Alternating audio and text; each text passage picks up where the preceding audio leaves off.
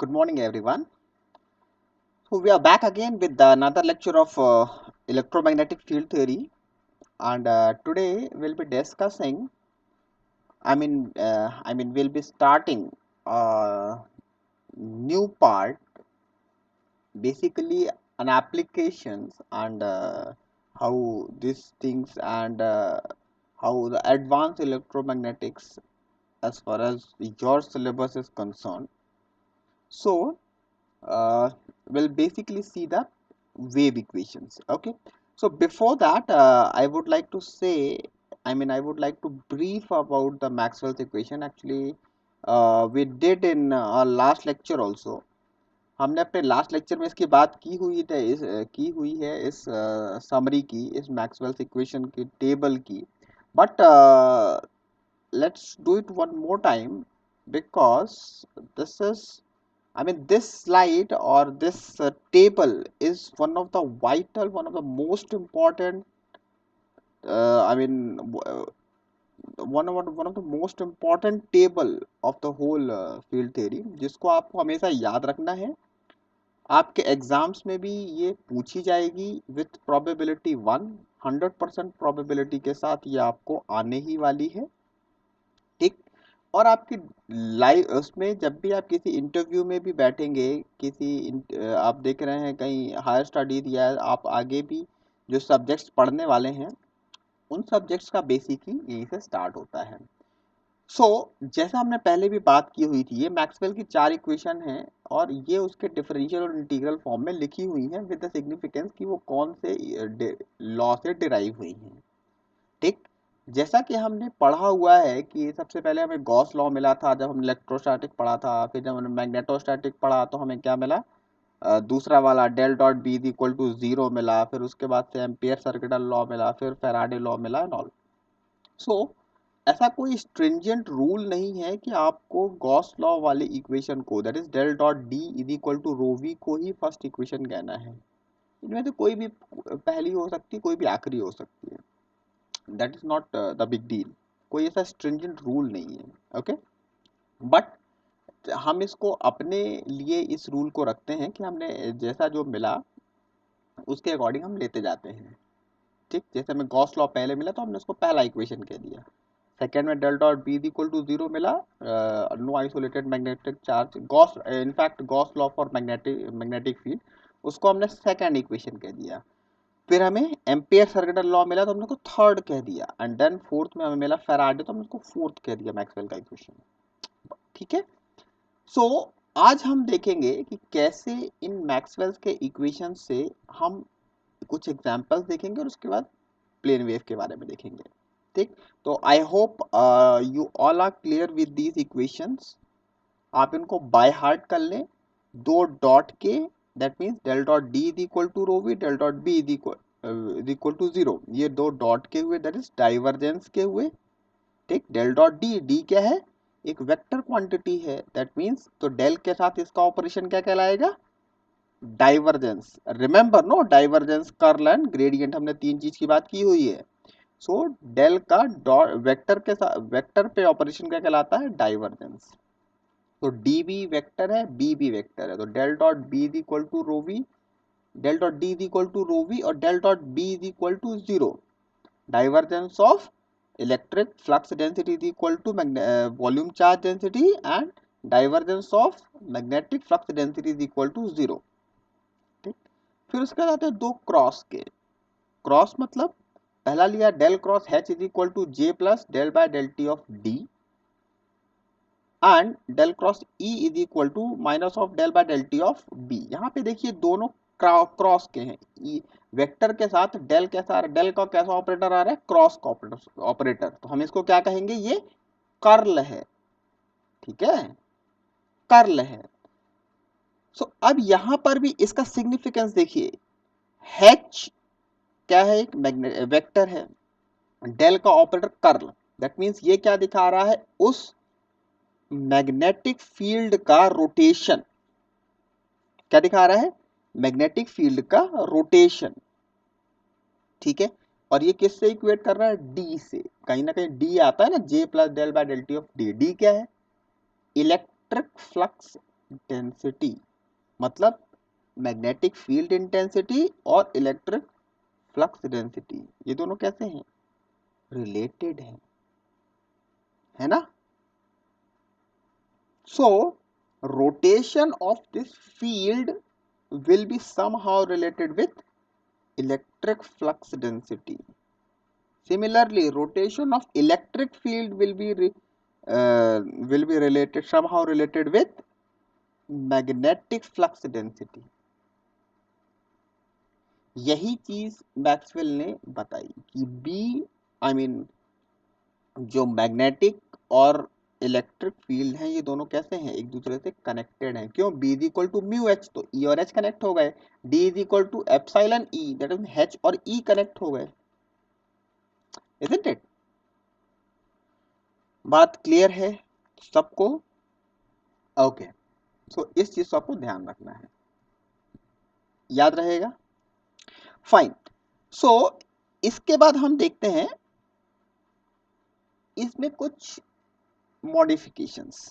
Suppose आपको free space के लिए देखना है, फ्री स्पेस के लिए सिग्मा क्या हो जाता है 0, एप्सिलॉन आर क्या हो जाता है 1, म्यू आर क्या हो जाता है 1, हो जाता है ना फ्री स्पेस के लिए। Relative and relative permittivity and relative permeability क्या हो जाते हैं 1। जे क्या आई मीन सिग्मा क्या हो जाता है 0। जब इस कंडीशन को आप इन मैक्सवेल पे लगाएंगे तो क्या हो जाएगा कि J is equal to sigma E, हम यहाँ पे जो सेकंड टर्म पे यदि इसमें बात करूँ सिग्मा ई, तो डेल क्रॉस एच सिर्फ क्या होता आ जाएगा, so del by del T of D, J के क्योंकि जे 0 हो जाएगा, ठीक है। तो ये वो कंडीशन है कि जहां पे जैसे लॉसलेस यदि डाइलेक्ट्रिक है तो डाइलेक्ट्रिक में भी आपका सिग्मा 0 होता है, कोई कंडक्टिविटी नहीं होती, और बस उसमें क्या होता है जो कंडक्टिविटी ये जो आपका ओमेगा एप्सिलॉन है इससे बहुत कम होती है। लॉसी में yes of course sigma non zero quantity होता है, और कंडक्टर में सिग्मा कंडक्टिविटी बहुत ज्यादा होती है। ओके, इन कंडीशंस को यूज करके हम क्या कर सकते हैं, अपने मैक्सवेल्स इक्वेशन को एज पर और मीडिया हम इसको चेंज कर सकते हैं, ठीक है। और चेंज मतलब मॉडिफाई कर सकते हैं, ठीक है। फ्री स्पेस के लिए लिखना है तो आपके मैक्सवेल वाले इक्वेशन में एक जो एम्पियर सर्किटल लॉ वाली इक्वेशन है जे को आप 0 कर देंगे, ठीक है। नाउ एक एग्जाम्पल देखते हैं, जैसे इसी पे बेस्ड कैसे एग्जाम्पल्स आपसे पूछे जाते हैं। चलो एक एग्जाम्पल देखते हैं, इसका क्या है, एक एग्जाम्पल अपन ने लिया है मैक्सवेल इक्वेशन पे बेस्ड, या आप उसमें देख लें कि इसी पे ही बेस्ड लिया एक एग्जाम्पल हमने कि find the amplitude of the current density, displacement current density. सबसे पहले आपका दिमाग कहाँ आना चाहिए, डिस्प्लेसमेंट करंट डेंसिटी मतलब जेडी। जेडी क्या था, इसमें जेडी कहाँ आएगा, थर्ड इक्वेशन, सॉरी ये मैक्सवेल एम्पियर सर्किटल लॉ वाले इक्वेशन में जो कहता है कि del cross H is equal to J C plus J D, और जे डी क्या होता है del by del T of D, यही होता है। बस इसको रख दीजिए। डी क्या होता है epsilon naught into J, D is equal to epsilon E, epsilon क्या होता है epsilon naught into epsilon R. यहाँ पे क्या लिखा हुआ है किसके लिए, एयर के लिए, एयर के लिए एप्सिलॉन आर क्या हो जाएगा यूनिटी, एप्सिलॉन नॉट की वैल्यू फिक्स्ड है। बस अब आप इस ई को टाइम के रिस्पेक्ट में क्या कर दीजिए, डिफरेंशिएट कर दीजिए, और जितना भी मिले उतना आपका क्या हो जाएगा जेडी, और उसका हमें सिर्फ क्या चाहिए, उसका एम्पलीट्यूड चाहिए। एम्पलीट्यूड आपको मिल जाएगा, किसके फॉर्म में मिलेगा, something A is equal to A M sine omega T के समथिंग इसके फॉर्म में कुछ मिलेगा, तो आपको सिर्फ ए एम चाहिए, उसके स्टैंडर्ड फॉर्म मैंने बताई है उसके फॉर्म में आपको मिलेगा। वैसा आपको सिर्फ आपको ए एम चाहिए, जिसमें इसका ये है कि 0.04446 एम्पियर पर मीटर स्क्वायर। देखिए यहाँ पर मैंने मैथमेटिक्स की ये मिस करी हुई है, आपको बस क्या करना है डिफरेंशिएट करके इसको करके देखना है अपने पेन और पेपर पे, ठीक है, कर लेंगे। सिर्फ डिफरेंशिएट करना है और मुझे बताना है कि ये आंसर जो मैंने लिखा है, आई मीन अपने ये ऑफ कोर्स ये सही है, और आपको अपना आंसर क्रॉस चेक करना है। हो जाएगा। इस टाइप के क्वेश्चन, बहुत छोटे से क्वेश्चन पूछे जाते हैं। सिंपल सी चीज है कि जब भी न्यूमेरिकल आता है, एक न्यूमेरिकल आपकी पूरी थ्योरी के जो थ्योरी होती है वो क्लियर करके रखता है, मतलब कॉन्सेप्ट आपके क्लियर होते हैं, उसका एक थ्योरी का इम्प्लीमेंटेशन न्यूमेरिकल के थ्रू बहुत अच्छा निकल के आता है। तो जब भी आपको बहुत अपनी थ्योरी स्ट्रांग करनी है तो उसको क्या करें, आप उस पर बेस्ड कोई ना कोई न्यूमेरिकल करें, जो हमने पहले भी बात की हुई है। इसलिए मैं बीच में आपको डाउट क्लियरिंग सेशन भी देता हूं हर वीक, कि आप इसमें अपने डाउट्स पूछें। ठीक, एक और एग्जांपल लेते हैं। क्या एग्जांपल है इसमें कि h आपको दिया हुआ है, h is equal to H M exponential j omega t plus beta z ax। ठीक है, find of course in free space, find e। आपको ये चीज बहुत ध्यान रखनी है, फ्री स्पेस में लिखा हुआ है, दो चीजें हैं, या तो आपसे h दे के h दिया हो फ्री स्पेस में आपको e पूछे, या e दिया हो h पूछे। ठीक, हम इसको ड्रॉ भी करेंगे, और हमने अभी तक सिर्फ ये सुना है कि E और H कैसे होते हैं, परपेंडिकुलर होते हैं और एक साथ होते हैं, जो कि मैक्सवेल ने बताया कि इनका इंटर रिलेशन, ये हमेशा एक दूसरे के साथ चलते हैं, कभी एक दूसरे से अलग नहीं हो सकते। ठीक है, सो मैंने बात की थी पहले, सिर्फ दो ही चीजें हैं, एक है फिजिक्स और एक है मैथमेटिक्स। जब भी आपको किसी फिनोमेना को जानना है तो उसके पीछे की फिजिक्स समझिए, और उसको यदि प्रूफ करना है तो वहां पर आप अपनी मैथमेटिक्स से उसको प्रूफ किया जा सकता है। ठीक, तो मैं इसके दोनों केस लेके चलता हूं। आपको कोई सा भी दिया हुआ हो और कुछ भी आपसे पूछ लिया जाए तो आप बहुत इजीली इसको सॉल्व कर सकते हैं। चले इसी एग्जांपल की बात करते हैं। h दिया है पहले और e पूछना है, e आपसे पूछा जा रहा है, उसको अपन को ड्रॉ भी करना है। तो अपन कौन सा मैक्सवेल इक्वेशन लगाएंगे, एम्पियर सर्किटल लॉ वाला, del cross h is equal to j plus del by del T of d, jc plus jd in fact. हम जानते हैं जेसी जो कंडक्शन करंट डेंसिटी है वो क्या होगा, जीरो होगा। किस केस के लिए, किस केस के लिए, फ्री स्पेस के लिए, है ना, लिखा है ना फ्री स्पेस। यस, बस आप डी की जगह एप्सिलॉन ई रख देंगे और यहाँ पे जाएगा। फॉर एग्जाम्पल ई दिया हुआ तो ई इज इक्वल टू, यहाँ पर लिखा है मैंने, E is equal to E M exponential J omega T plus beta Z A Y in the direction of A Y. ये ए एक्स में था, ये ए वाई में है। नाउ उस समय क्या करते हैं हम, उस समय हम फैराडे वाली लगाते, मैक्सवेल इक्वेशन लगाते, बट वो कौन सी वाली, जो फैराडे लॉ से निकल के आई है, del cross E is equal to minus of del by del T of B. ठीक, बी को क्या रख सकते हैं हम, म्यू एच रख सकते हैं। करना सिर्फ इतना है कि अब इस डेल क्रॉस ई, अब जैसे ये आपको ई है, ई का कौन सा कंपोनेंट है अपने पास, ई का ई एक्स है, ई वाई ई जेड है, अपने पास ई वाई है, मिला ना, ए वाई के डायरेक्शन में मिल रहा है, दैट मीन्स ई का कौन सा टर्म मिला हमें, E Y component, that means इसका ए एक्स कंपोनेंट, मतलब ए एक्स वाला ए एक्स कैप के साथ है जो, और ए जेड के साथ जो है वो क्या है, जीरो है। सिमिलरली यदि मैं एच की बात करूं, एच में कौन सा कंपोनेंट मिला हमारे पास, X component, that means H का एच वाई और एच जेड कंपोनेंट क्या है, जीरो है। इस चीज को याद रखिएगा, मैं दो एग्जांपल आपके साथ में लेके चल रहा हूं, आपको एच दिया हुआ हो ई निकाल लो, या ई दिया हुआ हो एच निकाल लो, दो में से एक पूछा जाता है और आप इसको प्रूव भी कर सकते हैं। ठीक, तो हमें ये से अब ये हो गया, तो हम ये फैराडे लॉ को लेके चलते हैं और आगे इसको बढ़ाते हैं। कर सकते हैं ना दोनों में, कोई सा भी एक मैं बता दूं और दूसरा आप ऑटोमेटिकली कर लोगे। चलो ई वाला लेके चलते हैं, del cross E is equal to minus of del by del T of B. हमारे पास ई कौन सा कंपोनेंट है, ए वाई कंपोनेंट, बस बाकी दोनों को जीरो रख दो। कैसे करोगे आप, A X A Y A Z कर ले ना, ये पहले मैट्रिक्स बनाइए, A X A Y A Z, del del by del X del Y del Y del by del Z, and zero E M exponential this and this, यही होगा ना। ना बस रख दीजिए यहाँ पे। अब इससे क्या मिलेगा, जहां से आपको साइन एंड कोसाइन के फॉर्म में अभी चीजें मिल जाएंगे।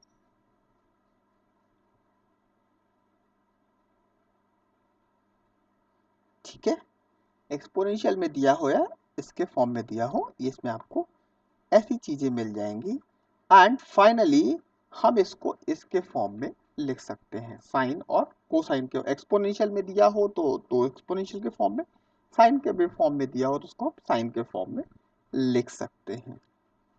ठीक, नाउ सो ये जब आपको ई दिया हुआ था इस फॉर्म में, एक्सपोनेंशियल जे के फॉर्म में, इसका हमें रियल पार्ट ले ले, इसको ड्रॉ करना हो तो हमें इसे रियल, यदि साइन के फॉर्म में है तो साइन, एंड कोसाइन के फॉर्म में तो कोसाइन, हमें ऑब्वियसली उसी फॉर्म में मिलेगा, एक साइनोसॉइडल वेव के फॉर्म में। ठीक, so will get the function like this. E आपको यदि ऐसा मिल रहा है and so you will get H like that, इस डायरेक्शन में, सेट डायरेक्शन। बीटा के साथ जो टर्म है वो क्या होती है, डायरेक्शन ऑफ प्रोपोगेशन। बात समझ में आ रही है? बीटा के साथ जो भी टर्म होगा वो उसकी डायरेक्शन ऑफ प्रोपोगेशन होगी। Is that clear? So this is how you will deal with this type of problems. ठीक है, मैक्सवेल्स इक्वेशन पे बेस्ड जो होंगी आपको ऐसी मिल सकती है ना। अब हम बात करते हैं वेव की, इलेक्ट्रोमैग्नेटिक वेव्स। बेसिकली वेव्स होती क्या है? बेसिकली वेव्स है, it's a means of transferring energy or information from one place to another place. एक जगह से दूसरी जगह हम जिस एनर्जी ट्रांसफर करते हैं या इंफॉर्मेशन ट्रांसफर करते हैं वो कहलाती है वेव। एक मींस है, मींस ऑफ ट्रांसपोर्ट। ठीक, ईएम वेव क्या हो गई? As name says, transferring electromagnetic energy, information या एनर्जी को इलेक्ट्रोमैग्नेटिक वेव्स के थ्रू ट्रांसफर करना, ईएम वेव्स हो गई। अब ईएम वेव को कैसे डिवाइड किया जाता है? अब देखिए, EM wave can be divided into three part, three categories: plane wave, pointing vector and plane wave in various media. Basically दो ही हैं बट दैट्स फाइन, हम इसको इसमें लेते हैं। दो पार्ट में होता है लेकिन मैंने इसको तीन में और आपको अच्छे से समझाने के लिए डिवाइड कर दिया है।